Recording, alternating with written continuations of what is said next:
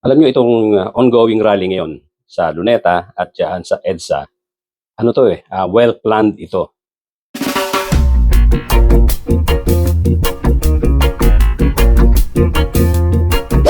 Doon po sa mga bago lang dito sa aking channel, kindly subscribe, kindly hit the notification bell, pati na rin yung like button, at paki-share na rin po para lumaki ang ating community.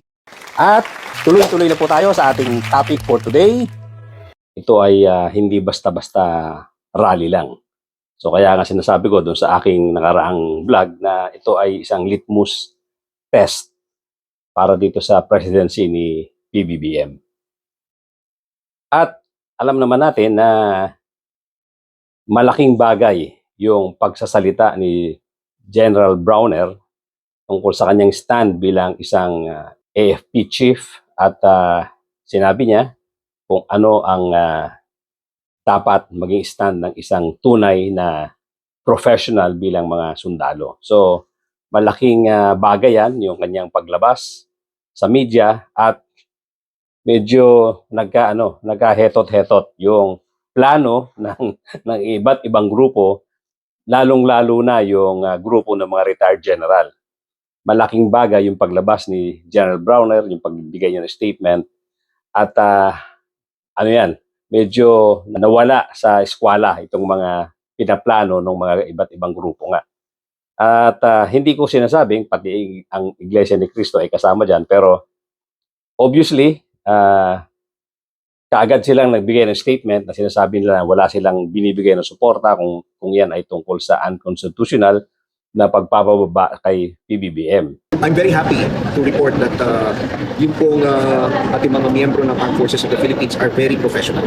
Kahit na po may mga ganitong nangyayari sa ating lipunan, we are aware of what is happening, but of course, we remain professional. So, disiplinado po yung ating sundalo. Kaya itong mga nananawagan po na sumama yung mga sundalo sa mga rallies o kaya sa mga panawagan nila ng kudeta, wag na po kayong umasa. Ang Armed Forces of the Philippines ay gagawa ng unconstitutional activities, so we will not resort to unconstitutional means to bring about change. We will stick to the rule of law at hindi po tayo lalamag dito. Hindi tayo magkukudeta, hindi tayo mag-military punta. Dahil ang kawabaw po ay ang ating bansa. At alam naman natin na nangyari, no? Yung grupo ng mga DDS na nagsalita doon sandali sa rally ng Iglesia ni Cristo ay pinaalis din sila pagkatapos ng pagsasalita na yan, at dahil nga sinasabi ng Iglesia na hindi ganon ang kanilang stand. Baguhin natin ang konstitusyon. Mag-constitutional convention tayo. Bakit kaya nagkaganito ang Pilipinas? Kasi nga, hindi maganda ang patakbo. Hindi baguhin natin. At nananawagan din tayo na yung mga hakbang na gagawin ay dapat na makatarungan at sang-ayon sa ating saligang batas. Hindi tayo sang-ayon sa anumang solusyon na labag sa konstitusyon. Sang-ayon ba tayo doon, mga kapatid? Hindi tayo sang-ayon sa revolusyon. Hindi tayo sang-ayon sa revolutionary government. Hindi tayo sang-ayon sa kudeta. Hindi tayo sang-ayon sa snap election. Hindi tayo sang-ayon sa paglalagay ng civilian military junta. Basta yung hakbang magbubunga ng karahasan at kaguluhan, hindi tayo sang-ayon dyan. Ang gusto natin, lahat ng solusyon, lahat ng hakbang, dapat sumunod sa paraang legal.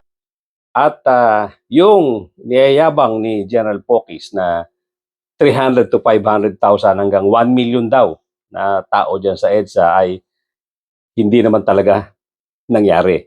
At alam natin na hindi talaga mangyayari. Unang-una, sino ba dyan ang sobra talaga ang lakas ng apil sa taong bayan? Sino ba dyan siya ba? Si General Pokis ba? Ang leader dyan na pwede magsabi na napakalakas ng kanyang karisma para makapagtipon ng ganyang karaming tao? So hindi nangyari yan. At inaasahan natin na hindi talaga mangyayari dahil unang-una, hindi naman talaga magiging katanggap-tanggap sa taong bayan yung gusto nilang mangyari. Although hindi nila diretsong inaamin yung kanilang purpose, yung kanilang intention diyan sa pagrarally na yan, although yun lang sabihin mo na 3-day rally yan, eh, ano na yan, kaduda-duda kung ano yung kanilang intensyon diyan. Pero, since naging malinaw ang stand ng Armed Forces of the Philippines, eh, yun na nga, sinasabi natin, nagka-hetot-hetot yung kanilang mga plano. So ngayon, hindi pa naman tapos, second day ngayon at last day bukas, pero hindi na natin inaasahan magkakaroon pa ng isang matinding pagkilos or isang drastic action na manggagaling sa kanila. Dahil gaya nga nung sinabi ko doon sa aking unang vlog, once ang mga leader, yung mga nagpaplano ng ganitong klaseng pagrarally or ganitong pagkilos, ay in-expose mo. Lumabas ang mga mukha, lumabas ang mga pangalan, mag-ano na yan, mag-extra ingat doon sa kanilang gagawing pagkilos. Kasi konting mali nila, malamang-lamang hindi sila magiging successful doon sa gusto nilang mangyari. Especially nga dahil ang AFP ay hindi magpapabaya at nakabantay sa kanila. Sigurado yan, meron ng mga counterintelligence yan nakapaikot sa kanila na anytime na kumilos sila ng hindi maganda, huli ka agad sila dyan. Alam nila yan dahil mga dati silang military. So ito na nga, hindi na nag-prosper yung mga iniisip nilang palaguin yung tao at magkaroon sila ng drastic action, pakilusin at galitin yung mga tao para magpunta ng Malacanang at i-demand yung pagbaba ni PBBM. Hindi na sila makakarating dyan. Unang-una, ang Mindiola, well-guarded. Hindi na talaga pinadaanan sa tao. Ang ganda ng pagkaka-set ng barikada ron para hindi na nga maging maulit yung nangyari nung nakaraang rally na kung saan nagkagulo yung banda sa may Mindiola. So itong latest development, no? Merong lumabas itong si Sara Duterte at nagsalita tungkol sa, alam mo na, as usual, sinasabi niya na wala daw direksyon itong pamumuno ni PBBM. Madalas na akong nakikipag-usap at nakikinig sa mga hinaing ng ating mga kababayang overseas Filipinos ukol sa transparency, accountability, peace, at security. Nauunawaan ko ang galit ng taong bayan dahil nasaksihan ko mismo kung paano minanipula ng House of Representatives ang budget ng Department of Education. Sa halip na sundin ang listahan ng DepEd upang matugunan ang malalang kakulangan sa classrooms, misulang ginawang pork barrel ang pondong nakalaan para sa kabataang Pilipino at pinaghati-hatian ng mga kongresistang malapit sa mga makapangyarihan. Pinili kong huwag sumali sa panggagago sa taong bayan. Sa aking pagbitiw bilang kalihim ng DepEd, ininda ko ang kaliwat-kanan na atake kasama na ang impeachment para lamang mapagtakpan nila ang katiwalian sa 2025 budget. The President now faces a profound crisis of confidence, especially in the way these corruption investigations are being handled, which appear to lack both direction and resolve.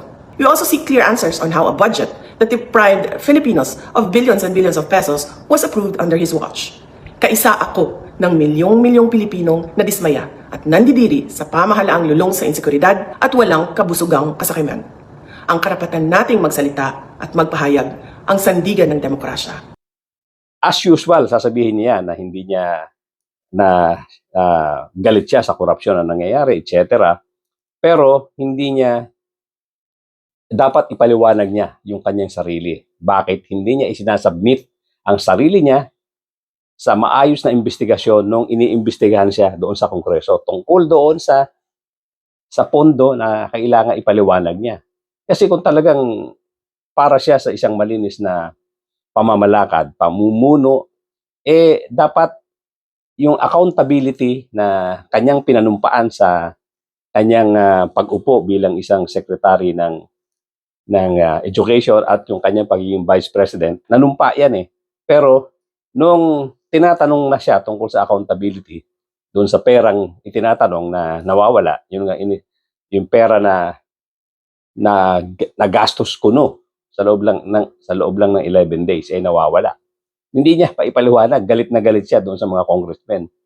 At hanggang sa ngayon, wala naman siyang magandang paliwanag doon. At naglabasan na nga yung mga pangalan doon sa tumanggap ng pera na yan na may mga walang mga fictitious name katulad nung Mary Grace Piatos na yan, na sumikat tuloy yung Mary Grace diyan. So, wala rin siyang pinangahawakang moral ascendancy para dito sa kanyang kinasabi na matindi na raw nangyayaring korupsyon, hindi raw maganda ang pamamalakad ni PBBM, etc. Pero yung sarili niya, hindi niya binabanggit. Alam niyo, lahat ng ito ay propaganda. Yung lumabas na statement nitong si Congressman Zaldico, isa pa ito, parte ito ng kanilang grand plan. Akala nila, sisipa, magagalit ang taong bayan dahil dito sa ibinulgar ni Zaldico doon sa kanyang statement. Pero wala kasing walang dating. Alam natin na kasama ito sa plano at walang katotohanan yung mga pinagsasabi niya. Kasi kung talagang makatotohanan, may hawak siyang ebidensya, ang una niyang gagawin, umuwi ng Pilipinas at ibulgar niya rito. Marami namang kasing tao na poprotekta sa kanya na gustong-gustong pababain itong si PBBM. Lalo na yung mga general na retired na gustong-gustong makaupo na sila kasama itong si Sara Duterte. Isa yan sa mga magpoprotekta sa kanya pero hindi niya ginawa eh. Kasi grabe ang pakinabang nitong si Zaldico nung panahon pa, nung nakaupo pa si Digong Duterte.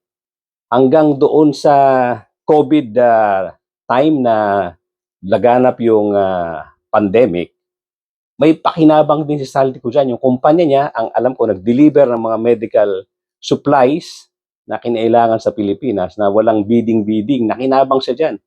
Yung kanyang kumpanya, yung kanyang construction company, ang dami rin nakuhang proyekto niyan.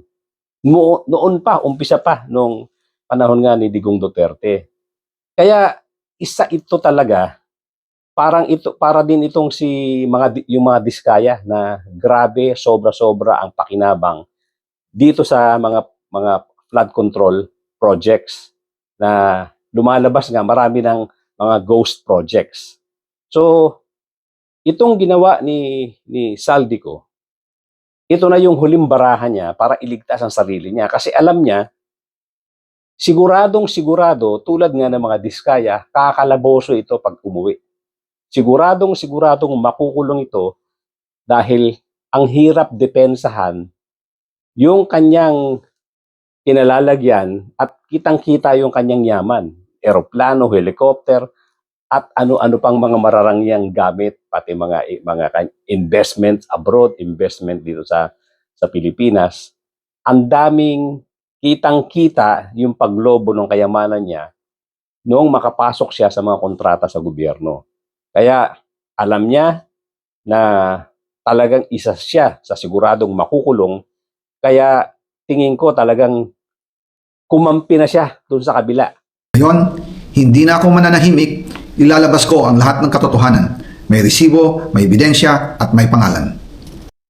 Dati siyang kakampi, kapanalig nitong si Martin Romualdez, pero since silang dalawa ay may problema, inalaglag niya si Romualdez, idinamay niya si PBBM para mas malakas ang dating. Kasi ang talagang game plan dito, iskandaluhin ng todo itong si PBBM, baka sakali nga namang bumaba sa Malacanang at maupo si Sara Duterte, ligtas na silang pare-pareho. Yan ang intensyon nila. Gusto nila, lalong-lalo na, ito yung mga senador, mga congressmen na sumasabit ngayon, lahat ito kung tutuusin, susuporta yan dyan sa pagpapababa kay PBBM. Dahil sila ang makikinabang. So itong sinasabi ko nga, itong ginawa ni Zaldico, ang laman talaga nito, ang intensyon nito, iligtas ang sarili niya. Kaya nagpagamit na rin siya dito sa mga taong gustong pababain si PBBM. Sila na yan. Nagkaisa na sila. Baka sakali nga namang ma-pressure at magalit ang taong bayan, pababain si PBBM. Pero yung mga nakaraang people power naman talaga, buong sambayanan halos ang galit na eh. Kaya nagkaroon talaga, naging successful yung people power. Pero sa ngayon, bakit mo hahangarin bumaba si PBBM samantalang ongoing yung mga investigation? At lumalabas na nga yung mga pangalan na involved dito sa korupsyon. Bakit mo pabababain si PBBM kung lahat ng investigasyon na to ay matitigil? Hindi dapat. Hayaan natin gumulong ang hustisya, dapat maimbestigahan itong mga involved dito na kung aalis siya sa Malacanang at uupo si Sara Duterte, malamang-lamang ligtas itong mga karamihan nga kakampi nila sa politika, mga nakinabang pa doon sa panahon ni Duterte at mga kasamahan na nila nung panahon pa nga ng presidente si Digong Duterte. Ito yung mga taong nai-involve ngayon sa korupsyon. Sila ang makikinabang dito kung bababa si PBBM at uupo sa Malacanang ito si Sara Duterte. Kaya hindi dapat mangyari yan, mga kapatid, mga kababayan. Hindi pa panahon para biglang umalis itong si PBBM. Hayaan nating umabot hanggang dun sa dulo ng term niya, matapos niya hanggang dumating yung eleksyon. At sana ma-expose na lahat, pati itong mga pinaggagawa, maimbestiga na talaga itong si Sara Duterte nang sa ganon. Huwag na rin ito makatakbo sa 2028 dahil delikado ang Pilipinas talaga. Babalik silang lahat kung si Sara Duterte ang uupo dyan sa Malacanang. Itong sinasabi ko nga, yung kanyang press conference na naman, yung kanyang speech, sinasabi niya na wala daw direksyon itong si PBBM. Siya kaya, anong direksyon maibibigay niya? Samantalang kitang-kita natin ngayon, wala na siyang ginawa kundi mag-iikot kung saan-saan at mangampanya. Nangangampanya na siya this early. At yun na nga, hindi niya isinabmit yung sarili niya. Kung talagang gusto niya ng malinis sa pamahalaan, itong kinasangkutan niyang anomaly diyan sa DepEd at saka sa kanyang office sa Vice President, Office of the Vice President, dapat isinabmit niya ng matino yung sarili niya diyan eh. Dapat nagpasakop siya doon sa maayos na investigasyon, hindi niya kinontra. Ang hindi nilabanan niya talaga para wag matuloy yung impeachment case sa kanya. Binubuli niya yung mga congressmen na nag-iimbestiga sa kanya. So ibig sabihin, ganyan ang pag-uugali nitong Vice President na to. Magaling lang sila sa propaganda, magaling sila magsalita, kahit na yung sinasabi nila, mas masama ang ginagawa nila. Puro propaganda, puro pamimintas sa gobyerno, pero ang totoo, sila ay hindi rin naman malinis. Kaya wag tayong paluloko sa mga statement na ganito. Ang isa pong topic pa natin ngayon ay yung pagre-resign ni Executive Secretary Lucas Bersamin at nitong si DBM Secretary Pangandaman. So, nabanggit several times yung mga pangalan nila, nabanggit doon sa mga pag-iimbestiga. So, out of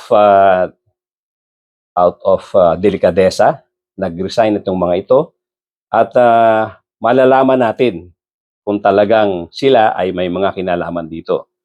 Medyo malaking balita ito, yung pagre-resign ng dalawang cabinet secretary, na kung talagang medyo mahina-hina ang suporta ni PBBM sa military at sa pulis, isa pa ito sa magiging